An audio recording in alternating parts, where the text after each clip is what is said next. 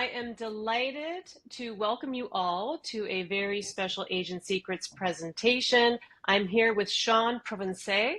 Is that correct, Sean? Is that the right way to Close enough. pronounce? Let's roll it. Okay, and Sean is the founder of Boomerang. And we first met at a real estate event in Toronto, and that's where you delivered a very insightful and popular talk about AI technology and how to incorporate that into your real estate business. And I found that your genuine enthusiasm for teaching agents not only how to work smarter with these tools, but really embrace the technology and embrace the tools. That immediately resonated with me, and I know it's going to resonate with my audience as well. So thank you so much for joining me today. My pleasure. Now, it's an important topic that we're discussing today, and I think any business owner should be focused on this, and that's building meaningful networks to generate referral business. But before we dive into that topic, I'm curious, what's the one thing about the real estate industry today that still excites you as much as when you first got started? You know, it's funny, you mentioned that we first connected over our shared interest in AI. And then today our topic is creating meaningful relationships. And I think the thing that excites me is trying to figure out how to marry those two things. Because Right. I'm like a total geek at heart. I love all the tech stuff. And I think where a lot of people get lost is they try to over automate their business. And so if you look at AI and the way that the industry is progressing and kind of where the trend is going, I think the people who will do really, really well are people who figure out how to leverage those automations and leverage technology and like bring in all of the little tricks that we have available to us now, but not take their personality out of it. Look back, Right. I don't know, 10 years ago, Zillow was pouring money into their platform. And at that time, what they thought they were going to do was remove the agent. So they were trying really hard. And there's Redfin, there's all these massive tech companies that were just pouring money into trying to take this, century-old business and make it automatic. And now Right. what's happened is all of them have basically pivoted and said, whoops, that doesn't actually work. People want to have a personal relationship. It's too high stakes. It's not something that is cookie cutter. Houses are not really a commodity because every house is so different. It's an individual purchase every single time. And so I think agents right now are kind of going through this because we've got consumer technology as agents now that make it look and feel like you should be able to automate so much of your business. But the funny thing is, if we could have automated our business, Zillow would have figured it out. If you do over automate your business, no one's going to want to work with you. They'll just go buy an app, right? Right. So the people who are going to do the best, in my opinion, in the next decade are the people who figure out how to use technology to offset all the crap in their business and just lean into the relationship side. Because I actually think that's where the most successful agents exist. Absolutely. It is completely a relationship oriented business. And I think that when buyers and sellers are first embarking upon this journey of finding their next home, selling their home, it's true, they may not necessarily be looking for a realtor or an agent, but they know they're going to have to get some assistance. And I would argue that many of them are looking for an expert. They're looking for someone to guide them and help them through this process. And the reality is, a website's not going to do that. It's not going to be able to fulfill that need. So let's just back up a little bit, and maybe you can tell me a little bit about where you trade, a little more about your business. I know that you're in the beautiful Victoria, BC, right now, working there, and I'm very jealous of that because it is an absolutely spectacular place. You did trade in Toronto for a period of time, decided to move out there. Maybe you can just give us a bit of a background The flyby? on, Yeah, yeah, exactly. Yeah. 100%. So I've been in business for almost 2 decades now. I've had a really interesting ride where I've gotten to experience a lot of different aspects of this industry. A lot of people get into real estate and think that it's just, you meet people, open doors. I love people, I love houses, yada yada. They're going to do the same thing. And I've been able to touch a lot of the different experiences. So traded in Toronto for about 15, 16 years. Had top half of the top 1% of the board, so built a big team. Had the experience of hiring and managing dozens and dozens of salespeople and building the infrastructure that comes with a large organization. That was really fun. Kind of burnt out on the journey of being in Toronto. Transitioned to coaching for a few years while I moved out west. It was just kind of a natural fit because it's less tied to a certain location. And now that I've established myself here, I'm trading again locally. So I'm in Victoria, BC. I serve the downtown core, the Sandwich Peninsula, and the West Shore. And really, my focus is this time around.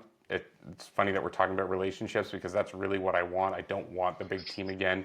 I look at a lot of the businesses that I think are the best built, the most resilient, the most profitable a lot of the time aren't big giant teams, especially when the market veers on you. Yeah. The businesses that I see doing the best are usually businesses built around a small but mighty group. So, less than 5 agents, really strong administrative backing, and just people who are really powerful at turning out transactions. And so that's what I'm doing now. Nice. Well, it sounds like you've been through various transitions throughout your career. So I've often heard realtors describe relationships almost like transactions. And I think that's where sometimes a lot of that personal connection is missed, right? You're looking at a prospect as a transaction, not a relationship. So how do you advise realtors to get out of that mindset, to transition from transactional relationships to more personal, meaningful ones? Well, this is the thing that's so stupid. If you look at the cost, imagine that you're boiling it down to just the financials behind it. If you look at the Hmm. cost of just getting one client, Yeah, it's expensive. If you're, say, purchasing web leads, right? Like right. you're probably spending anywhere from $10 to $20 per lead, and most web leads will have about a 1% conversion rate if you're working them. So don't forget, you're paying whatever 100 times that, and then you've got to follow up to try to pull the ones that aren't, Mickey Mouse at gmail.com or Pizza Pizza's phone number. And if you do that successfully, you get to close one client.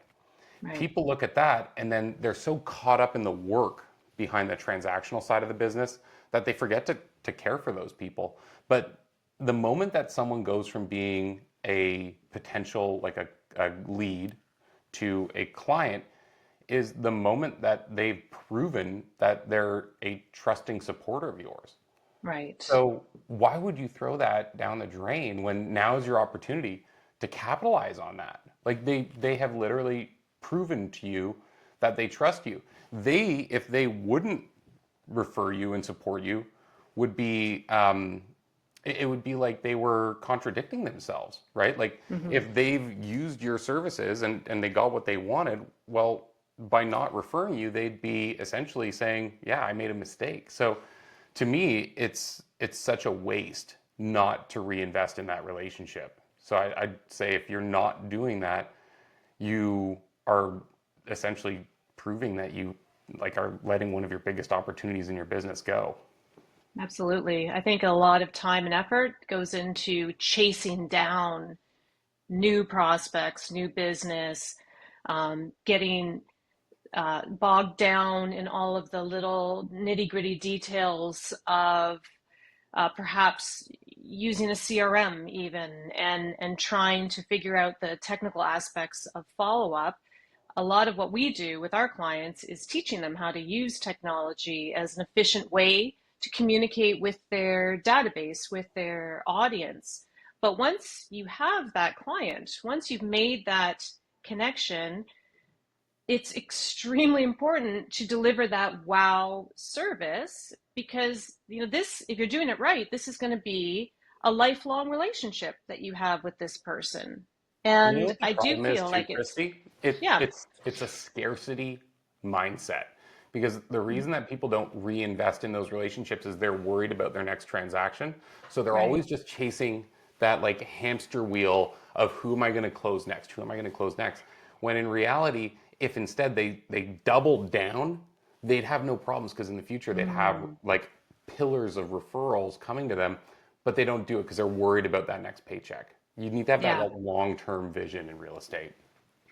exactly. So don't look at somebody as an existing client. This is a lifetime client, a Precisely. lifetime connection. So what are some of the things that you do in your practice when you first are making those connections with your clients? How do you deliver that wow service? If you don't mind getting into the Yeah, specifics no, of and it. like, so are you saying during the transaction?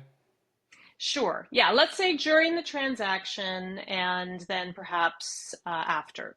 Okay, so during the transaction, this is dead Mhm. simple. You just have to do what you said you were going to do, and you have to foresee needs. So having a structure in how you care for a listing, having a structure for how you care for a buyer, this this doesn't need to be ornate. Like it can be really straightforward. It can be, like during this phase, here's what we're focusing on. During this phase, here's what we're going to do. Here's the structure for how we view properties. Here's what you can expect. Show up on time. Like it's not complicated. It comes down to knowing how you're going to deliver the service, explaining Mhm. it to them in advance, delivering it as prescribed, and then throughout the experience you're going to find little opportunities that you can go a little bit above what you promised, never go below, and then remind them that you are pulling through on the things that you said you were going to do. There's a lot of background work that we do as real estate agents. A lot of people fumble the ball in letting their clients know that they're doing the things that they said they were going to do. They just do them. They don't know what's going on in Mhm. the background. We know that. So tell them Right. those things. So that part's really simple. And then beyond the transaction, if you don't mind, we'll just go straight to it.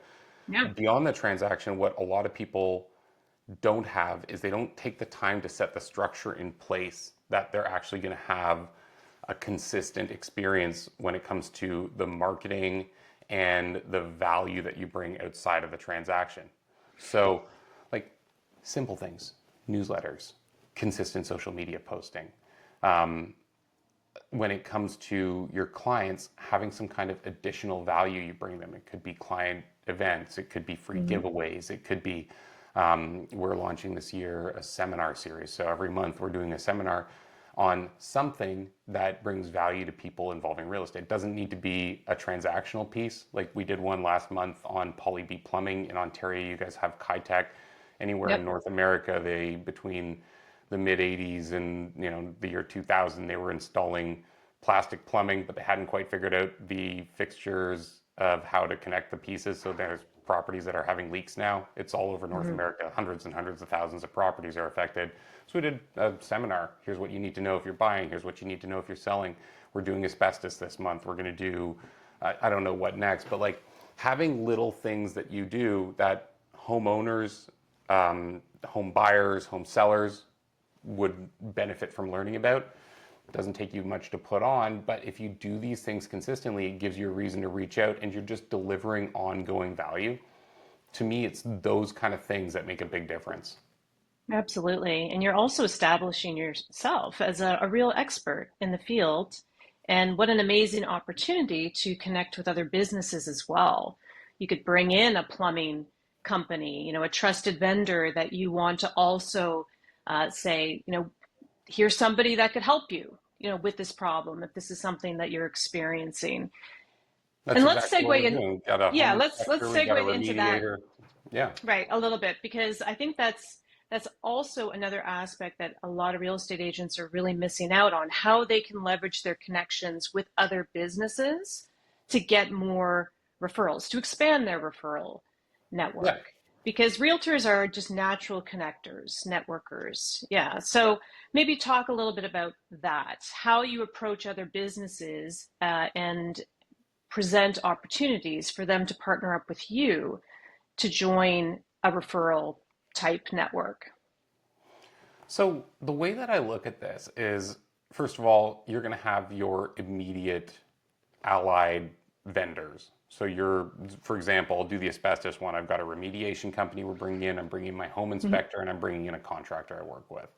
Right. All of these are people that I regularly send business back and forth with, and together we have an opportunity to get in front of a group of people that I'm bringing from my network, and then afterwards, like if you look at it, you've got these relationships that I'm able to deliver a little bit of extra value to. It's a win for them. It's a win for me. They make me look good. I make them look good.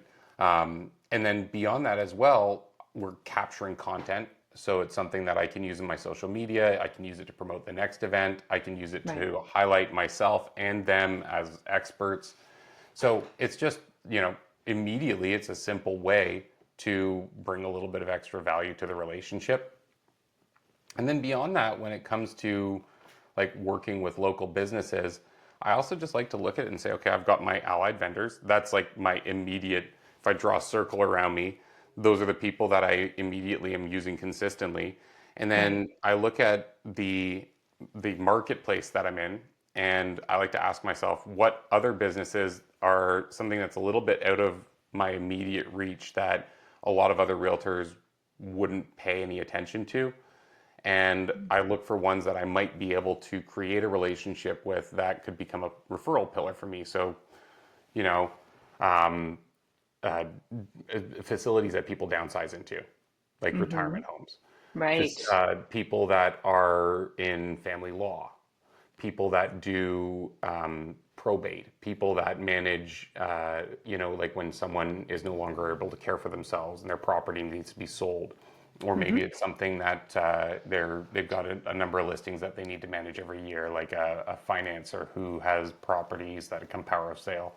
There's Right. all kinds of places that you can create highly leveraged relationships that it's a slow start to create. Like you have to build trust before you make an ask with relationships like that typically. But over Yeah. the long run, if you can find 10 or 15 people that supply you with 1 to 5 listings every year, all of a sudden you've got the the groundwork of your business covered every year. And then whatever else comes above that is gravy. So Right. Right. I think a lot of people get caught in the immediate right now, and they don't take a moment to think like, what do I want my business to look like 5 years from now, and what seeds can I start planting for those really deep relationships that are going to just make my life awesome. Absolutely. And I think that what you can also leverage is the fact that you're connected to these trusted vendors. Because if you're working with, let's say, a home buyer who maybe is new to the city or the town, or doesn't know a plumber, doesn't know a mortgage broker, doesn't have these resources, now you're the gateway to those things, right? So let's say you put out a newsletter and you are talking about plumbing or clearing out your eaves troughs or whatever it is. You can highlight that business, but instead of just saying, "Okay, we'll click on this link and visit their website," it's like, "Well, give me a call. I'll connect you to," right? So Yeah. now they're coming to you to make that connection, and now you've brought them back into your world. You're top of mind, and they're much more likely to refer you at that point because they may not have been thinking about real estate. Like, let's say this is a past client or someone in your sphere that you're connecting with on a regular basis. They may not be thinking about you at all, right? But they get that newsletter from you, and you're offering something that they actually do need because they need to get connected to that vendor. And now they have a reason to contact you to get access to that information. So that is the type of marketing that I think real estate agents, for sure, because you have all these businesses that you're connected with and can connect people to.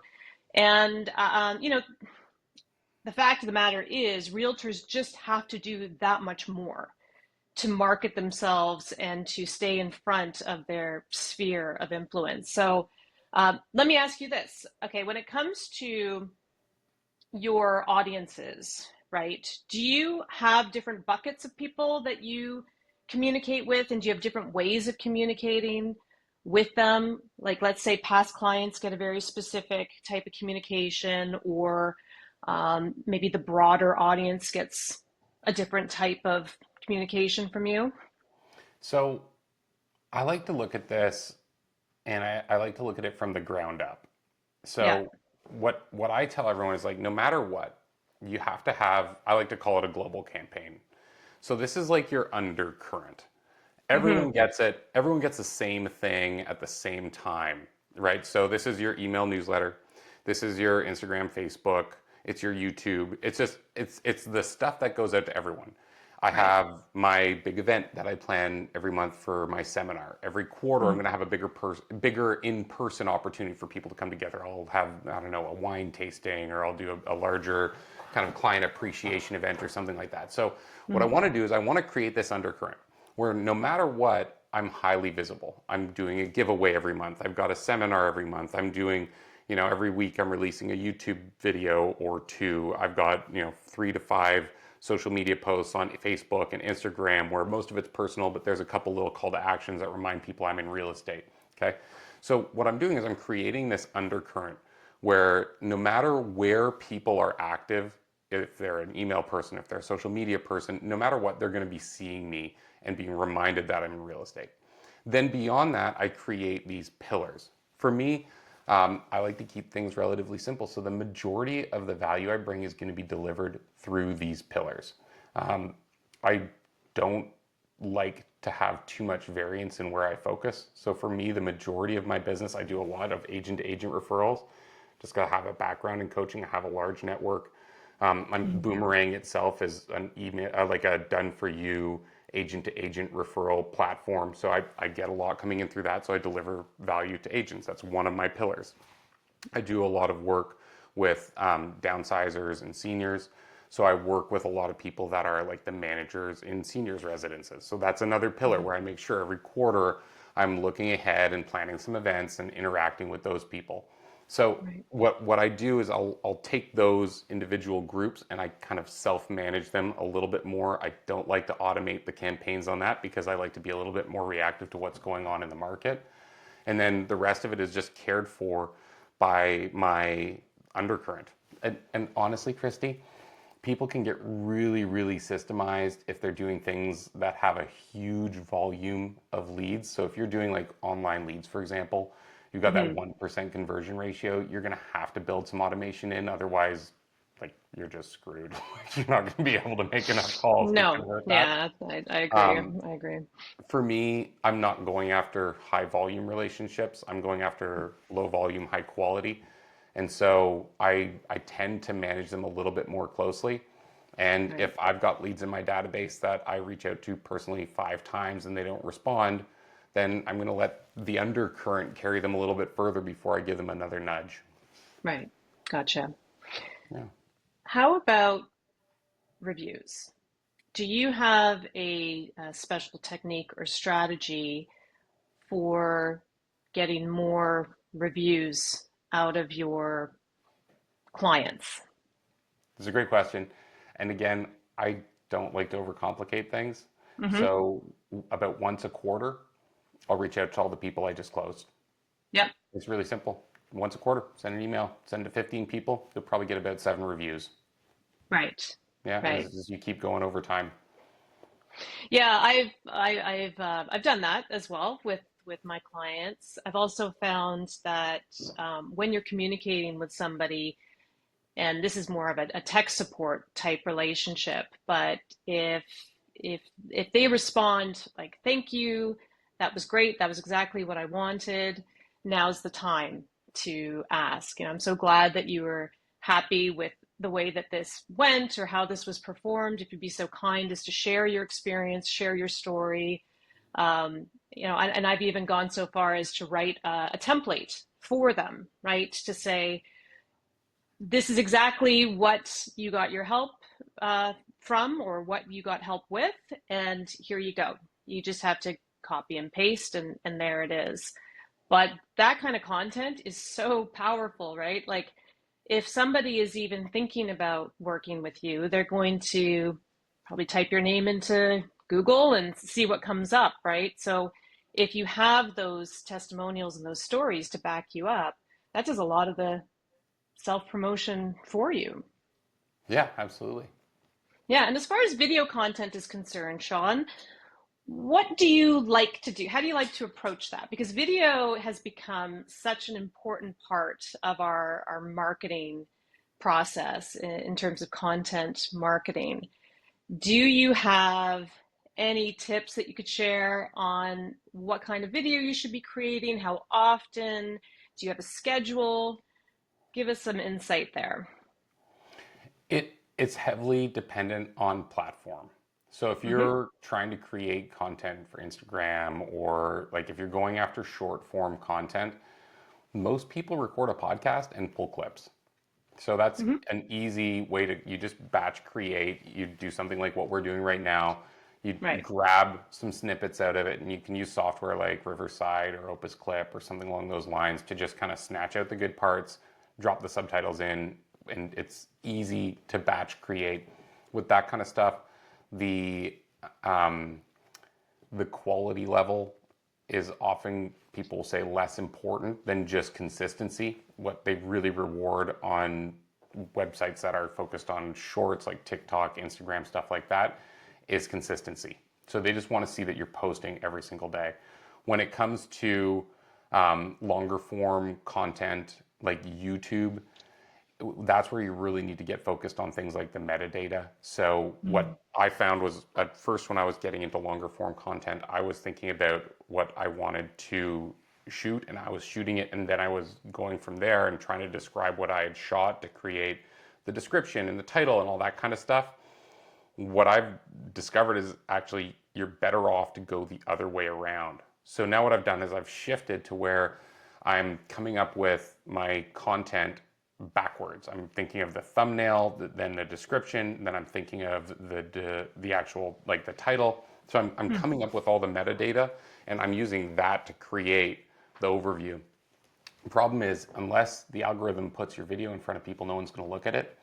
And the way that you describe your content to YouTube is what it uses to figure out who to show it to.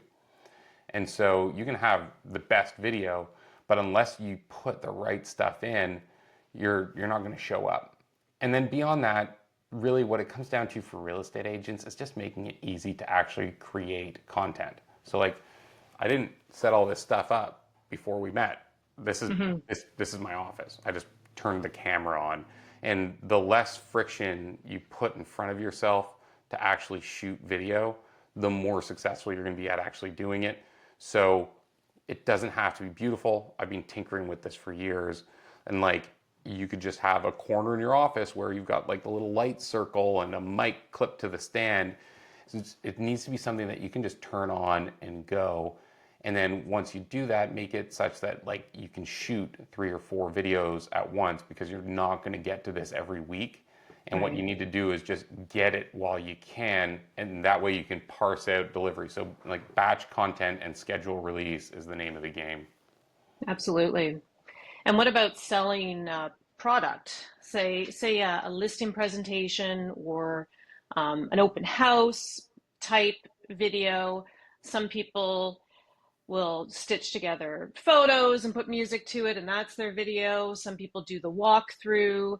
What do you feel is the most effective way to share the product that you're selling with your audience? I mean, for me personally, I'm less fond of putting out things that are not something I'm proud of. Hmm. So there's a lot of different opinions on this. A lot of people put out just a ton of content, and to them, done is better than perfect, just because it actually Right. is getting done. Um, there's, I don't know, people land all over the place. For me, if it's my listing, I'm hiring a professional, I'm putting together a really nice video, and I'm sharing that. If Okay. I'm at a home inspection and I want to grab a couple clips and put up a fun picture, that's okay. But I'm very reserved when it comes to my client's product and my marketing, and I Mm-hmm. don't Mm-hmm. play around too much. I might put together a short reel, like a coming soon kind of thing. That Right. can be fun, but I don't cut corners when it comes to my client's product. Right, right. Yeah, because I think that you can get a little too casual sometimes with the video production, and it is good to get it out there. And I would often say just do it, get some practice, get some content out there. But as you said, if you're not proud of it, and if it is someone else's home that you're showcasing, make sure that you do it right. So I agree with that, and also feel like it's very important to also think about how you're going to share things like a home inspection, or the event that you're planning. I'm, I'm guessing that you'd maybe hire somebody to record that for you, right? Or if you're on site at a home because they have a plumbing issue, maybe that would be a good opportunity to grab some video content for that. So, do you have somebody that helps you out with this, or is it something that you hire kind of per project, like on a Yeah, I mean, so per at this basis point, level? yeah, at this point, just because with coaching in my background as well, I've done a lot of work on video. I Right, own a lot of the equipment. So if right, it's right. something that's just like, hey, I want to capture a little bit of video of whatever you said, like the home inspector or something like that. Yep. I have the equipment. I can just do that. I don't need to wait and schedule and call someone out because a lot of that stuff is hard to capture. I also, though, Kristie, like, I think you need to decide as an agent what you want your content plan to look like. So, Mm-hmm. like, for me, I don't do a ton of that stuff. It's not the style that I'm going after. Right. Some agents do great with that, right? Like there's people who just like grab their iPhone and they go to 3 listings a week and do a walkthrough video. Please, for the love of God, if you're going to do this, get permission from the seller. That's an invasion of privacy. Like there's Right. Right. so Right. many Right. examples of realtors paying fines, and you just like it's not a good look for us as an industry to walk into people's homes that we have no agreement with and make Yep. videos of their stuff. Right. Right. But there's people who do that, and that works out, right? There's other people who are like, yeah, like here's me in the day of the life of a realtor. That's just not my vibe. For me, I'd rather put together like structured content and actually deliver information to people. Um, that's what I've chosen to do with the way that I want to build out my media for my real estate business here in Victoria. But that's Yep. not saying I'm right and someone else is wrong. It's just for me, I'm not the kind of guy that while I'm rolling around remembers to pull out my phone and do like Instagram clips all the time. I'd rather sit down and have a structured approach and like put together a nice video and then post that and then, do that for 6 months and see how it does and then tweak from there. Right. So Um, give me an, yeah, you'd mentioned before that you often work backwards. You're thinking of sort of the keyword content and the thumbnail, and then working out from there. Can you give me an example of yeah, that? sure. Like, would it be a specific topic or? Yeah, and truthfully, Christy, like a big part of this is experimentation, right? Like my Mm-hmm. coach that helps me with my YouTube channel, because that's what I'm excited about building over the next years, is to get Mm-hmm. more of a following on YouTube. And it's all in its infancy right now. What he said is that most channels will start out with a scatter shot and they'll find just one thing that really works. So over the past 6 months, I've been experimenting and putting stuff out. And what I discovered was that for me, I've gotten by far the most views and by far the most leads out of a couple videos I made out the gate about moving to Victoria. Victoria is a destination city. It's a lifestyle city. People live here because it's beautiful. It's not often somewhere people relocate for work. It's a place that people move to because they're like, holy crap, I want to live near the ocean, the mountains, and wilderness, and like see whales off the shore and stuff. And Mm-hmm. so um, what I've done is I've followed that cue, and now I'm developing an entire series of videos about moving to Victoria. So I'm just answering questions. I'm talking about timeframes. I'm talking about logistics. I'm talking about challenges. I'm talking about why, pros and cons, stuff like that. So I think what happens with a lot of people is like what happened with me is what most people will go through, where they'll have that scatter shot, like, hey, I'm at the home inspection. I'll grab my cell phone and like talk about this, and then they'll notice what gets the most traction for them. And it might be doing the condo walkthroughs. It might be talking about the plumbing problems in a property while you're there with the home inspector. It might be, the day in a life selfie of you being a realtor. Whatever it is that resonates with you, resonates with your audience is fine. For me, just based on my personality, I'm not going to remember to do that all the time. So I need to do batch content creation, and I want to create something that's useful, and I want to create it purposefully to bring me leads too. Move to Victoria is very clearly designed to generate buyer leads. Right. So I'm rolling with that. Yeah, I think it's really important to tie in not only what your ideal audience is looking for, but also the things that you're interested in and passionate about and enjoy doing. You obviously enjoy creating video. This is something that brings you a lot of energy and excitement, uh, but I'm sure that's not for everybody. So, how important do you think it is to sort of tie in those things that you enjoy or passions that you have into your business or into your content creation process? So there's this idea that if you're going to be in real estate, you have to be a social media person. I remember this coaching client I had that was stressing out. It's like a 55, 60-year-old man stressing out because Right. he was like, I need to get better on TikTok. And I was like, why? Do you? Like, Do you really? no, you don't. Like, do your email campaigns. I know agents who have like multi-million-dollar Yeah. businesses that's all Mailchimp. Like, good for you. That's your audience. You like that. It You're works. You right. figured it out. You've got your audience. Do Mailchimp. Like, Right. go be happy. Spend your money. Um, there's kids who do great on TikTok. Yeah. I can't stand that stuff. It's not me, right? So like, Right. find something that works for you. If you hate video, I don't know, go stand in an open house, do a networking meeting. There's a million ways to make money in real estate. You don't have to be a video person on social media. I like doing it. It's fun. It's Hmm. challenging for me. I'm focusing on YouTube. It's a slow start. It's a long burn, but it's evergreen content. I don't want to have to make videos every single day. I want to put together good stuff that people resonate with that will deliver leads to me for years to come. And it Yeah. goes And I, back, if you think about it, it goes back to that whole concept, right? Like, um, one of my dear friends, Larry and Jordan, she's actually who I founded the Boomerang referral network with. mhm. And I remember she was saying to me, she's like, when you first start out, you work so hard because you're trying to find people, right? Like, you've got no relationships yet of people who trust you in real estate, right where we started this conversation today. And then Mhm. she said, your job is to find your 100 key people. Once you get Yeah. those 100 key relationships, you don't need to go out and prospect. You just got to take care of those 100 key relationships because they're going to give you everything you need. So I look at it the same way with media. Like, if you can find one platform that you perform really well on, that'll help you find your people. It's the nice thing with media is it's a killer legitimizer. So if you're, in a listing presentation, they're considering you and a few other agents, and you've got, 19,000 people on your YouTube, or you've got 20,000 people on your Instagram. That kind of thing brings you weight in a Right. presentation.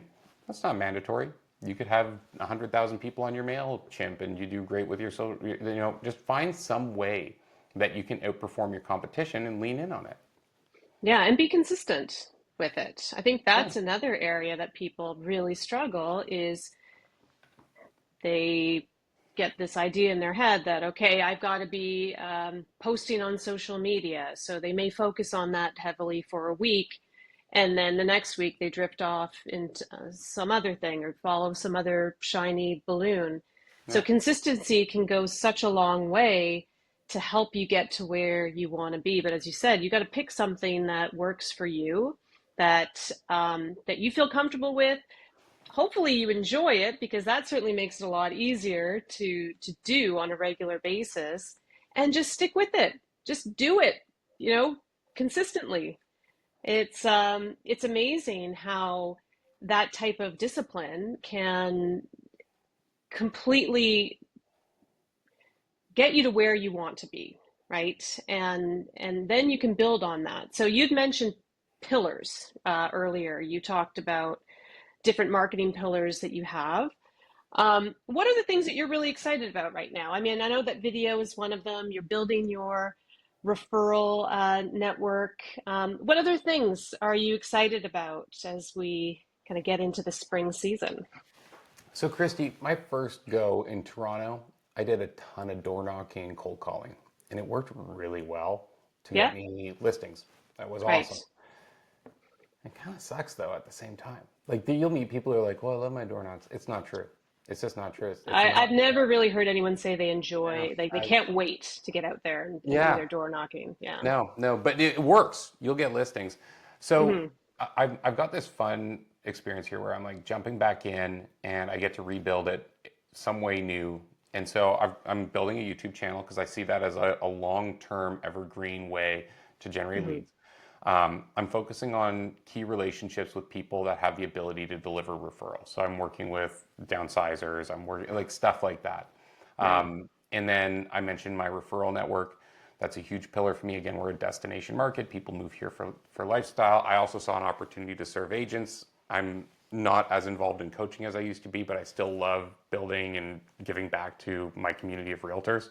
Hmm. And then I also just wanted to do something fun that would help me make friends. Because at the end of it, I think if you look at real estate, the goal, like you think about like, get those key 100 people, the goal is just to make really good friends with people, right? And then Hmm. take great care of people, deliver what you promise, be that trusted person that they're like, I know if I work with Sean, he tells me what to expect, more or less, aside from any curveballs that are going to happen, because real estate's a little bit of a tricky game, it's Right. going to happen, right?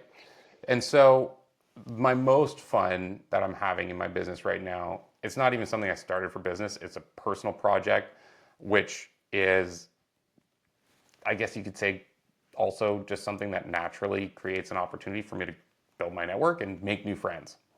I started a parent group. So Mm. I'm newer to Victoria. I'm Right. been here about 4 or 5 years. I did a lot of coaching my first 3 years, so I wasn't like venturing out in my community much. And getting back into real estate, I was like, oh, finally, I have the time, I have the bandwidth, and I really want to get more involved locally.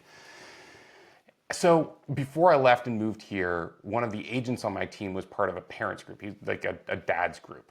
Hmm. It was cool. Like he loved it. They got together once a month. All they really did was go out for beers, which was Right. great. You know, he had some Yep. camaraderie. So I wanted to create something like that here, or actually, I wanted to join something like that, is the truth, Mm. but it didn't exist. So I had this idea. I was like, okay, well, if it doesn't exist, even better. I'll make my own. And so I love the idea of getting together for a couple drinks, but that can't be the whole thing because to me, that's just kind of shallow. Right. What I came up with is I've started this dad's group. I call it Victoria Dad Club, and we've got a Facebook group. We organize little events, Hmm. and I alternate between organizing something for us to go out and just blow off some steam, so like axe throwing, golfing, going out for a pint. Absolutely sure, why not? But then we also organize kids events, and it's just Hmm. taken off. It's been so fun. I've been doing it for about 6 months. We've got about 200 people in our group. Wow. Yeah, it's been going really well. It's not a size thing though, because I actually just want to create genuine relationships with people. So I'm not trying to make it like a 10,000 person Facebook page where people are flaming each other over political views and stuff. I want to just keep it Hmm. simple and friendly. And we put together little events. We took the kids to the observatory. We're going on a hike tomorrow. Actually, we've got a hike. Last day of every month, we just started this. We do a pub night. So we, go and have a couple drinks and talk about our lives, our kids, our family, whatever. Just get to know each other. Uh, Right. Golf, axe throwing. I've got a buddy. We're a Navy town out here, right? We're on the coast, so I've got Hmm. a buddy who is a retired ship captain. He's going to be able to get us a tour of a big battleship. We're going to go and check that out this spring, and it's just been a really great way for me to put in a little bit of effort organizing some stuff. But honestly, it's been fun. Like I'm just we went rock climbing at the local gym with our kids a couple weekends ago. It was a bunch of emails that I had to do, but really, that's not that bad. And it's Yeah. been really, really nice, and a ton of relationships have come out of it. Um, I've been able to be the connector for people too. So like I've Yeah. connected people who have ended up finding each other jobs or helping each other move. Like it's been a really, really nice way for me to give back. And then for my real estate business, it's just creating new friendships, which I'm not measuring it. I'm not doing it for leads, but I know if I expand my network of people who know me, like me, and trust me, that's just naturally going to turn into opportunity. And it's not why I'm doing it, but you know, can't hurt. Yeah, I mean, you are your business. That's the thing. When you're in real estate, it's quite hard to separate your personal life from your business life. I know it is, but I love that idea of forming a group that serves a need that you have, and that is to meet new people, relate to dads in the area, share experiences with your kids, and offer something that's going to be really beneficial to people, right? Like that can be extremely rewarding, but you're also growing your network, which is valuable, beyond measure. Absolutely. Yeah. I think that is an important part of this is and it ties right back into looking at relationships as being transactional. One of those things that people, I think, and I don't want to say this too disparagingly, and I'm sure you've heard it because you're in real estate, but people often have this sort of negative view of realtors, right? They see them as salespeople. They're constantly like selling themselves and pushing themselves on people. Unfortunately, over the years, the real estate profession has sort of gotten a bad reputation for that.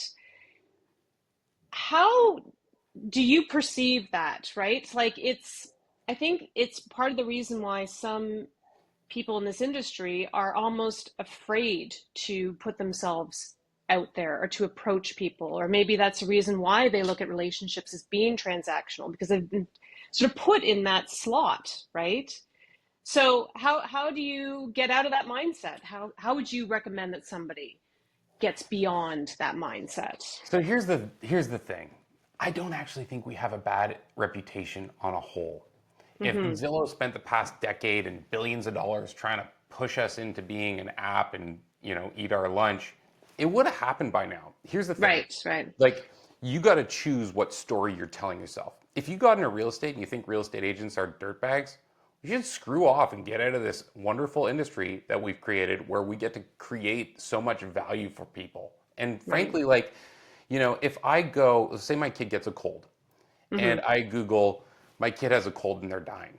I'm going to find all kinds of results saying that my kid is like in all this trouble and it's just going to stress me out. Or I could type, my kid has a cold and it's going to be fine. I'm going to get all these results saying my kid's going to be fine, right? Mm-hmm. You could do the same thing for weight loss. You could do the same thing for real estate. You see it all the time on Reddit or Facebook groups. People be like, can I sell my house myself? And there'll be all these people like, oh, I had a great experience. Realtors are scumbags. You don't need realtors. They charge too much. And then you have another post that says, does anyone have a realtor that they recommend? You'll get 80 people saying, Yeah. oh man, you got to talk to my guy. He's the best guy. Or this lady it's made such a big difference. I've had clients tell me like, Sean, you sold my house for 90 grand more than any of the other competitors said that they would because you just took the extra time to help me figure out what paint colors and did a little bit of staging. Mm-hmm. There's example after example of realtors being garbage and not doing what they should do and transactionally not caring about people. And there's example after example of people going above and beyond and creating a real difference in their clients' lives. And if someone is having trouble with the mindset of sharing the fact that they're a real estate agent, maybe they need to decide what kind of agent that they should be. Right. Like Yeah. go be the agent that you're going to be proud to be. Well, Make exactly. yourself And those Google results. yes, yeah. Well, I guess this all boils down to how can you make yourself or your business more referable? So the thing that I've discovered is that people, when they first get into real estate, think that they need to reinvent the wheel. Every time I hire a new agent on my team, they come in with some stupid harebrained scheme that they were sure was going to change the industry. I'm like, why don't you just do the job for a couple years and then we can Mhm. try all your ideas? Like, just trust me, do the job for a couple years before you think you're going to change the industry. And I did this too, getting in. The Yeah. reality is that if you look at what really highly skilled realtors do, it's not that complicated. They bring a lot of experience to the table, which is tremendously valuable, especially in a market that's going to be challenging to navigate for probably another year. We thought we were out of it. It's 2025. We thought this Hmm. was going to be our recovery year. It's probably going to be a little bumpy. Um, but what you need to do is just be the kind of person that people would want to be in business with. Like, be trustworthy, be honest, don't hide problems from people, tell them about the problems, bring them solutions, give them options, let them make choices, deliver what you said you were going to, like, sorry, tell people what you're going to do, then do Hmm. the things that you said you were going to do, and then tell them what you did, right? I call that the communication loop. Like, they should never have to ask you what's going on. Just tell them what's next, tell them where they are, tell them what their options are, and like then just take care of stuff for them. It's not Yeah, that complicated. But if you just do that and keep doing that, over time you're going to build yourself a reservoir of happy past clients, and your business will just take care of itself. absolutely. Proactive communication is absolutely key, and it doesn't have to be complicated, but it does have to be consistent. And communication is so underestimated, I think, in this business and how you communicate. So I know we're kind of getting to the end of this, and I want to be respectful of your time, but if you were to give a new agent some advice on maybe different ways, methods, things that they can do to be just a much more effective communicator and and almost work as a magnet and bring people to them. What advice would you give somebody who's really just starting out and trying to get a foothold in this business? So, to be a good communicator and get a foothold in the business, do you mean like in a one, like in like online, or do you mean in dealing with individuals? Oh, okay. Well, I would say, yeah, first let's start with online content. So, putting out blog content, video content, building a newsletter, because I think that's an important part of the communication Yeah. strategy as well. So, with this, I would just say don't overcomplicate it. You're going Mm, to be tempted to over architect everything. And really, all that you need to do is be genuine, be yourself, and just create something that is repeatable and you can deliver consistently. You'll right, you'll be tempted to try something different every single time. Come up with 1 to 3 maximum simple types of content that you're going to create, and do that for 6 months. right. Just get better at doing that. Don't try 50 different things in your first 6 months. Just do one thing for 6 months and measure it. See how you did. Go Yeah. from there.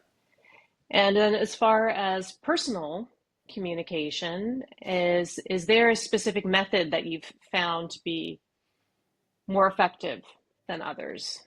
Just again, be the kind of person that you would want to be in business with. Tell them what's happening all the time. Tell them Mhm. what's next. Give them their options. Let them make the decision.